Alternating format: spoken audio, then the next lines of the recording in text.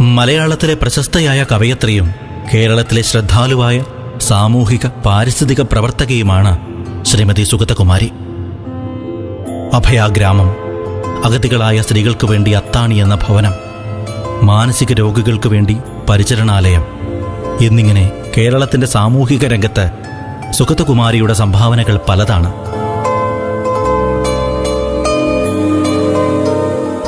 സരസ്വതി സമ്മാൻ ഉൾപ്പെടെ നിരവധി പുരസ്കാരങ്ങളും അംഗീകാരങ്ങളും ശ്രീമതി സുഗതകുമാരിയെ തേടിയെത്തിയിട്ടുണ്ട്.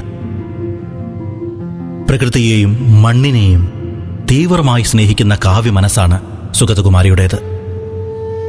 സ്വപ്നങ്ങളുടെയും സത്യങ്ങളുടെയും സംഗമഭൂമിയാണ് സുഗതകുമാരിയുടെ കവിതകൾ. കരുത്തും കാന്തിയുമുറ്റ് ഭാവനയുടെ വെള്ളിച്ചിറകിന്മേൽ മായികമായ ഔന്നിത്യങ്ങളിലേക്ക് അത് പറന്നുയരുന്നു. നഷ്ടമായത് കാൽ ചെങ്ങലകളല്ല, സ്വന്തം ആത്മാവാണെന്നറിയാത്ത ജനതയെക്കുറിച്ച്, ക്രൂരമുഖനും ലോഹവർണ്ണനുമായ അധർമ്മത്തിന്റെ ബിംബം ശ്രീകോവിലിൽ പൂജാവിഗ്രഹമായി പ്രതിഷ്ഠിതമായതിനെക്കുറിച്ച് സുഗതകുമാരി പാടുന്നു.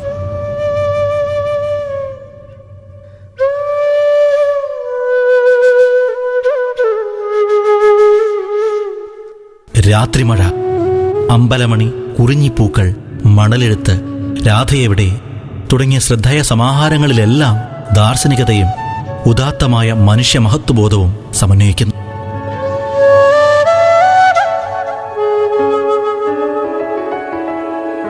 ലക്ഷ്യമില്ലാത്ത പരീക്ഷണ ചാബല്യങ്ങളിലോ സങ്കല്പങ്ങളിലോ അവരുടെ സർഗകൗതുകം അലഞ്ഞു നടക്കാറില്ല. അതിന് അതിൻ്റേതായ ഭൂമികളുണ്ട്, അതിൻ്റേതായ ആകാശങ്ങളുണ്ട്. അങ്ങനെ സുഗതകുമാരിയുടെ കവിത സ്വകീയ പാരമ്പര്യത്തിൻ്റെ ഉണ്മ കണ്ടെത്തുന്നു.